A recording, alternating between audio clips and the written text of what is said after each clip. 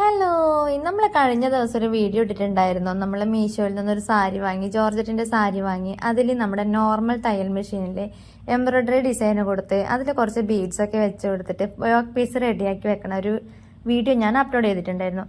അപ്പോൾ അത് ഞാൻ ഈ ഒരു ആലിയ കട്ട് മോഡലിലാണ് ഈ ഒരു ഡ്രസ്സും ഞാൻ സ്റ്റിച്ച് ചെയ്യണത്. അപ്പോൾ അതിൻ്റെ സ്കേർട്ട് പോർഷൻ ഞാൻ എങ്ങനെയാണ് കട്ട് ചെയ്തെന്നുള്ളതാണ് കേട്ടോ ഇന്നത്തെ വീഡിയോയിൽ കാണിക്കുന്നത്. അപ്പോൾ ഇതിൻ്റെ യോക്ക് പീസിൽ വർക്ക് ചെയ്യണ എംബ്രോയ്ഡറി ചെയ്യണ വീഡിയോ കാണാത്തവരുണ്ടെങ്കിൽ ഞാൻ എൻ്റെ ഡിസ്ക്രിപ്ഷൻ ബോക്സിൽ എൻ്റെ ലിങ്ക് കൊടുക്കാം, ദയവേദിട്ട് അതൊന്ന് കാണട്ടോ.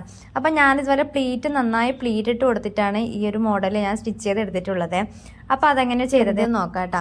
അപ്പം ഞാൻ ആദ്യം ഇതിൻ്റെ ബാക്ക് പീസാണ് കാണിക്കുന്നത്. ബാക്ക് പീസിൽ നമ്മൾ സാധാരണ ഫ്രില്ലിട്ട് കൊടുക്കുന്ന പോലെ തന്നെ ഗാതേർഡ് ആയിട്ടുള്ള ആ ഒരു മോഡലിൽ ഞാൻ ചെയ്തത്.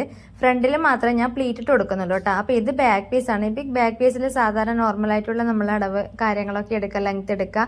ഞാൻ ഈ ബോഡി പാർട്ടിൻ്റെ അളവൊക്കെ എടുക്കുന്നതൊക്കെ കഴിഞ്ഞ വീഡിയോയിൽ ഞാൻ അപ്ലോഡ് ചെയ്തിട്ടുണ്ടായിരുന്നു കേട്ടോ. അപ്പോൾ ബാക്ക് പീസ് അത്രയേ ഉള്ളൂ, നമ്മൾ സാധാരണ ഞൊറിവ് മാത്രമേ ഇട്ട് കൊടുക്കുന്നുള്ളൂ. അതിനുശേഷം ഫ്രണ്ട് പീസിൽ നമ്മൾ ഫ്രില്ലിട്ട് വെക്കുന്നതുകൊണ്ട് തന്നെ അത്യാവശ്യം നല്ല വീതിയിൽ തുണിയെടുക്കുക കേട്ടോ. അത്യാവശ്യം നല്ല വീതിയിൽ തുണിയെടുത്താൽ മാത്രമേ നമുക്ക് നല്ല രീതിയിൽ പ്ലീറ്റ് താഴെ വരെ കിട്ടുള്ളൂ. ഇല്ലെങ്കിൽ നമ്മൾ ഫ്രണ്ട് പോർഷനിൽ സ്റ്റിച്ച് ചെയ്യണ ആ ഒരു ഭാഗത്ത് മാത്രമേ ഫ്രില്ലിൻ്റെ ആ ഒരു ഷേപ്പ് വരുള്ളൂ. താഴത്തോട്ട് എത്തുമ്പോൾ ആ ഫ്രില്ല് നമുക്ക് കംപ്ലീറ്റ് ആയിട്ട് കിട്ടില്ല.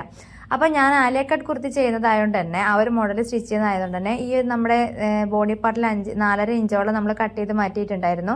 അതേ ഷേപ്പിൽ തന്നെ ഞാൻ ഫ്രണ്ട് പീസിലും എക്സ്ട്രാ 4.5 എടുത്തിട്ട് ആ ഒരു ഭാഗം ആ ഒരു കോൺ ഷേപ്പിലേക്ക് വരച്ചെടുത്ത് കട്ട് ചെയ്ത് മാറ്റുന്നുണ്ട്. ഞാനൊരു 2 ഫോൾഡായിട്ടാണ് തുണി മടക്കിയിട്ടത്. അപ്പോൾ ഒരു ഫോൾഡിന് തന്നെ 37 ഇഞ്ചോളം ഞാൻ വീതി എടുത്തിട്ടുണ്ട് കേട്ടോ. സാരി ആയതുകൊണ്ട് തന്നെ നമുക്ക് അത്യാവശ്യം നല്ല തുണി ഉണ്ടാകും, 5 മീറ്ററോളം തുണി ഉണ്ടാകും. അപ്പോൾ നല്ല രീതിയിൽ തന്നെ തുണി കിട്ടുമല്ലോ നമുക്ക്.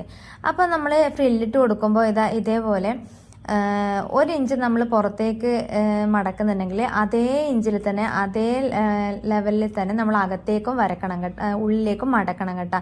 എന്നാൽ മാത്രമേ നമുക്ക് നല്ല നീറ്റിൽ പ്ലീറ്റ് കിട്ടുള്ളൂ. താഴെ നമ്മൾ അയൺ ചെയ്തെടുക്കുന്നതാണെങ്കിലും താഴെ വരുന്നൊക്കെ പ്ലീറ്റ് കിട്ടണം എന്നുണ്ടെങ്കിൽ നമ്മൾ 1 ഇഞ്ചോളം നമ്മൾ അകത്തോട്ടും തള്ളി വെച്ചാൽ മാത്രമേ നമുക്ക് ആ ഒരു പ്ലീറ്റ് നല്ല ലെവലിൽ കിട്ടുള്ളൂ.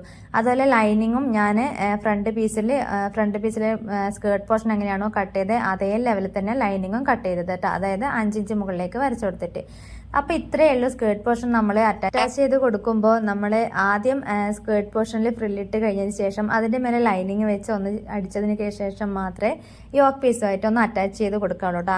അങ്ങനെ തന്നെ ചെയ്യണം നിർബന്ധമൊന്നുമില്ല. അതുകൂടി ആകുമ്പോൾ നമുക്ക് ഒന്നുകൂടി ഒരു ഫിനിഷിങ് ലെവലിൽ കിട്ടുന്നേ ഉള്ളൂ. അപ്പോൾ ഇതാണ് നമ്മളെ ടോപ്പിൻ്റെ ഫൈനൽ റിസൾട്ട്.